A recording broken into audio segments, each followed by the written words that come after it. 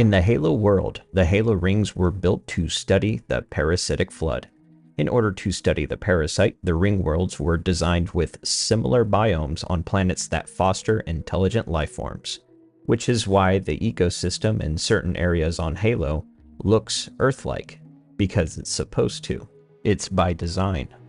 We see large juniper trees, waterfalls in which the water accumulates and forms rivers, and some of those rivers could lead into the ocean. And underneath the bright Basis moon is a cool, dry desert atmosphere in which the level Truth and Reconciliation takes place on a desert plateau, an Earth-like desert. In much contrast with the dry desert, it's no coincidence that when we clash with the flood, the level is a humid, murky swamp. The perfect conditions for a vector-borne transmitted parasite to survive and spread, trapping its hosts within the obscurity of fog.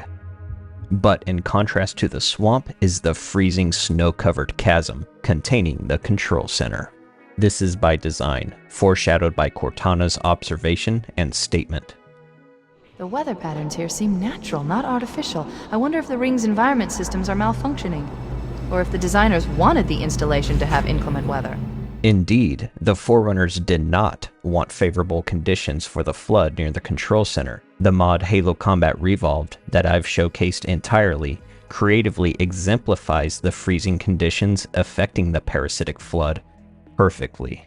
As seen here, there are various flood forms that are frozen just outside of the control center in the level 2 betrayals for Halo Combat Revolved. It's really cool to see in such awesome detail that shows how the Halo Ring's weather plays a role. And if you decide to shoot the frozen bodies, candy comes out of them. Nice. But I know you've noticed in the level assault on the control room, the fields of ice at the bottom of this chasm. Somehow, water has been retained. Well, how about I tell you how this frozen waterfall scene here is designed as a failsafe to save the galaxy. It is all by design. This waterfall's purpose is to flood the entire control center. The control center was purposely built in a narrow, deep chasm, not in a large canyon. The parasitic flood need favorable conditions to permeate and take control. If the parasite broke through the multitude of containment measures along the ring, and if the parasite altered the weather to be favorable for itself to spread, then this waterfall would melt and fill this relatively small chasm, submerging the control center.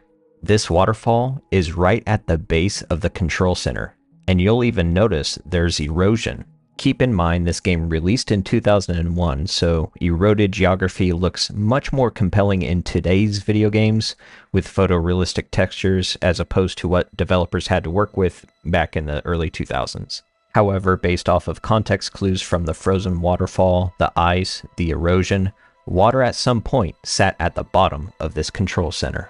Considering the height of the waterfall that stretches above the control center supports the design purpose to submerge the control center underwater.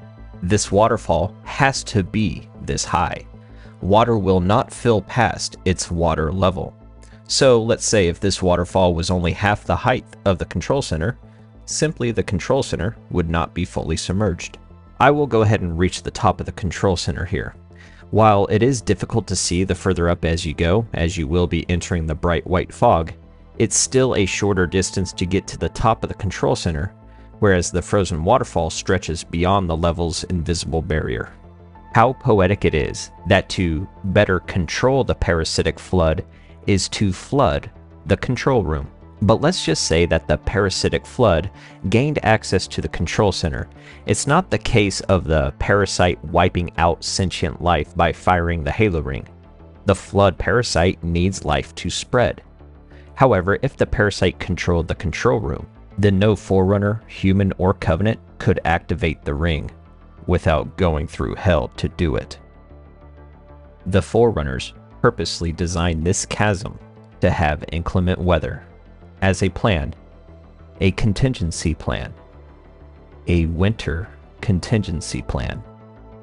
Like human, like Forerunner, we come full circle in all the little details. I like to think creative people in creative teams keep a theme, or they recycle ideas and re-implement them with full intentions or even subconsciously. With that said, I look at these massive doors that lead to the control room as bulkheads, watertight bulkheads to keep the control room dry and withstand enormous water pressure if this entire control center was ever submerged. But there is something else I want to highlight in this video that relates to functionally flooding the control center. I know these massive doors allow for the player to drive the Scorpion tank through and continue vehicle combat action. I get it. But it's the arrows on the tunnel's ceiling. They are pointing to a specific location. The arrows are not pointing in the direction of the control center necessarily. The arrows do help the player navigate once they enter this tunnel. However, crossing the bridge, as we fast forward here, you'll notice the arrows in this tunnel are pointing back in the other direction. Yes, this does later help the player when backtracking in the level 2 betrayals, but these arrows converge to this location, this huge pit. You'll also notice huge pipes that stretch from the bottom of the pit all the way to the top. Are these pipes designed to pump water from a drain? Is this how energy is harnessed if the Halo ring ever needed to be fired? I get that transparent pipes with steam effects look cool and makes the structures feel like they are functioning. But given the purpose of the control room's waterfall, I believe these pipes serve a greater purpose that relates to pumping water should the control center chasm ever need to be filled with water. When we consider the intricate security measures just for the index alone, we can piece together how Bungie wanted the Forerunners' security philosophy to resemble that of ours in today's time period. Massive security doors lock out those without a need to know to the data collected about the flood that is stored in the library. When we play Halo 2, us as the Arbiter do not have the luxury of just teleporting inside of the library, so we must trek past the massive shield walls, fight sentinels and enforcers, and we also notice it's a frozen environment leading to the library, not the ideal conditions for the flood. The Forerunner security philosophy includes deliberately ensuring the environment is harsh to slow the spread of the parasite and allow the Forerunners time to activate the ring as a last resort option. While the control center in Halo 2's Delta Halo is an outlier from being located in a freezing environment, it is its own island surrounded by water. Not everything added into a level is mentioned through the story or in-game dialogue. So what do you think those large pipes are in the assault on the control room level? Let me know what you think in the comments below, and thank you for watching. KYOT